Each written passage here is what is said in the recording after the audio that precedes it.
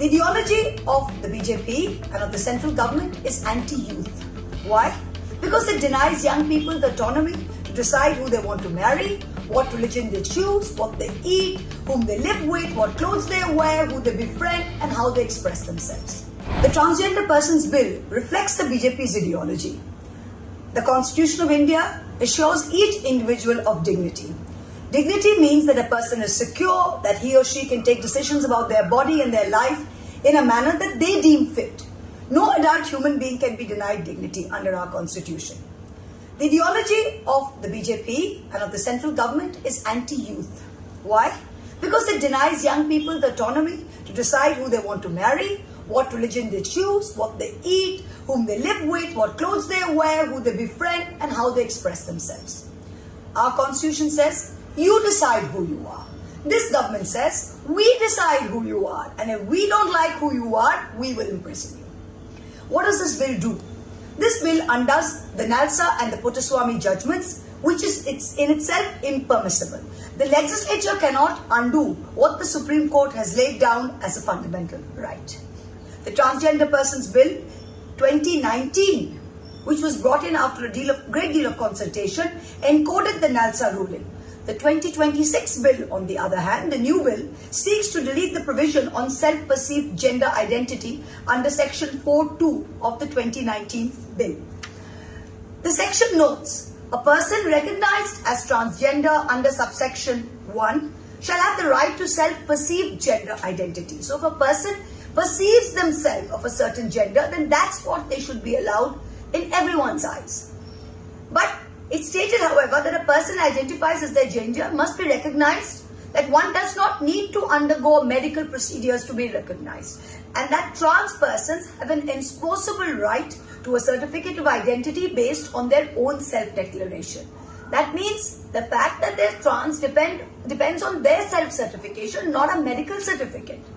The 2026 bill's new definition only includes persons with named socio-cultural identities such as Kinnar, Hijras, Aravanis, Jogtas, or persons with specified congenital variations in their primary sexual characteristics, external genitalia, gonadal development, chromosomal patterns. But please explain to us, how does a person become a Hijra? Isn't it also through a self-perceived identity? Why have you excluded so many other socio-cultural identities such as Kotis, Mangalamukhis, Tirunangals, Tirunambis? Why have you excluded the Nupi Manbis and the Nupi Manbas? This bill undoes everything that the 2019 bill did. It's now under this bill, a transgender person must fit into a cultural identity such as Hijra, and an individual cannot self-identify anymore. It restricts trans identity to biological terms rather than social terms. This is a huge step backwards. And this bill also applies retrospectively. Protections that were previously given to trans people are also being undone. What are you going to do with the transgender certificates that have been issued between 2019 and 26 in the last 7 years? Do they become invalid? This bill introduces a multi-stage medical board process as a precondition for a transgender certificate.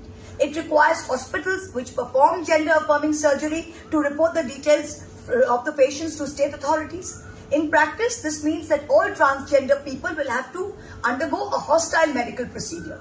We must remember that trans people often run away and hide from traditional families, from conservative families, and violent religious or cultural communities. This is happening all over, especially in rural areas. If hospitals have to report this information to the state, you may as well be inviting trans people to be lynched. That's what it's going to come to. Let me give you a small example. In rural areas, I have a rural constituency, so many arranged marriages break down due to non-consummation because the male is impotent. Tell me one thing, if the male is impotent, shouldn't every male before arranged marriage have to undergo a potency test under a medical board? Shouldn't that be a precondition?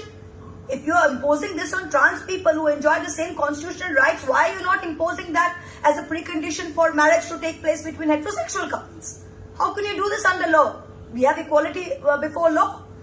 Look at the criminal provisions of this 2026 bill. For example, in clause 7, if an NGO or a friend of a trans person helps them escape an abusive household, helps them escape a village and go somewhere else to safety, the NGO, the friend, is also going to be punished with imprisonment for a term of not less than 6 months, but which may extend to 2 years. You're making them abettors to this so-called crime. What's going on?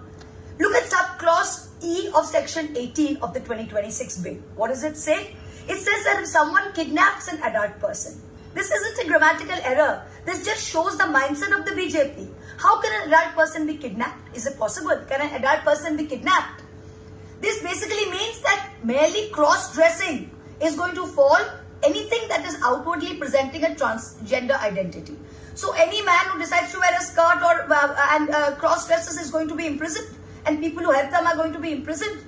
The question of consent is rendered pointless here. Absolutely pointless. Words such as allurement are also subjective. It is a stick in the police's hands. The statement of objects and reasons of this bill justifies this deletion by claiming that the act was never intended to protect persons with various gender identities. This is incorrect. The very purpose of the original act in 2019 was to protect self-perceived identity. The previous act of 2019 had a separate definition of intersex, which has been replaced with congenital variation in the new bill. This implies that it can be corrected. Now, what if someone wants to remain intersex and doesn't want to correct themselves? What will the gender column in their birth certificate say? You say nothing about post-gender reassignment surgeries of intersex children. These have not been banned by the bill. The government believes in the ease of doing business for its friends and difficulty for the rest. So, for their friends, everything is okay. For everyone else, for normal people, for trans people, marginalized communities, let's make life as difficult as possible. This bill mandates going to the district magistrate and a medical board for all transgenders. First, the trans person must obtain a positive recommendation from a state-appointed medical council. Then the DM at its own discretion can seek further evaluation from other medical reports. The Supreme Court has upheld the principle of non-retrogression. That is, once the right is granted, it cannot be taken away. This legislation is brazenly violative of this principle by declaring valid certificates for the past 7 years applied retrospectively can be declared invalid. What will you tell a transgender person who has just begun their lives under the sun free from fear? Their lives are still not completely free. They face immediate exclusion and violence from society. But at least the state does not persecute them. With the help of this bill, the state is also going to persecute them. If it was progress when we did away with the two-finger test in case of rape victims. It was progress when the courts recognized the fundamental right of a person to choose who they want to marry. It was progress when the courts granted protection to live in couples. It was this progress that our constitution demands, that people should be allowed to live freely and without fear. You seek to undo all of this with this bill. If you believe that mutilation is a crime, will you criminalize female genital mutilation of children? This bill argues that it is meant to prohibit those who mislead the world by saying something that they are not. In other words, you cannot express yourself unless a doctor approves. Please tell me, will you mandate a medical inspection of every person who wants to get married so that you can be sure that they are not impotent or infertile?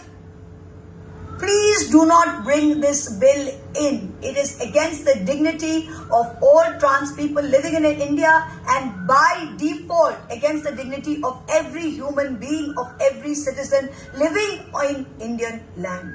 You as a government cannot take away our rights in this manner. Rethink the bill. Please send it to a committee. Do not bring the bill at this point. Thank you.